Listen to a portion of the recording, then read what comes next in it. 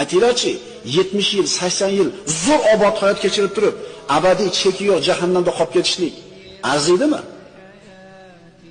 Nuh alayhisalom 950 yil yashadi. Qani u kishi? Abadiylik oldida 950 nima degan narsa? Siz bilan bizga Alloh taolo 60 yil, 70 yil umr berdi. Kelinglar shu 60 yil, 70 yilda Allohga qulchilik bilan o'tkazaylik-da, oxirat diyorida Alloh taoloning aziz mehmonlari qatorida bo'laylik. Shuning uchun hukamolardan biri aytgandek, ey o'g'lim, oxiri jahannam bo'lgan rohatning nimasi rohat? Oxiri jannat bo'lgan mashaqqatning nimasi mashaqqat?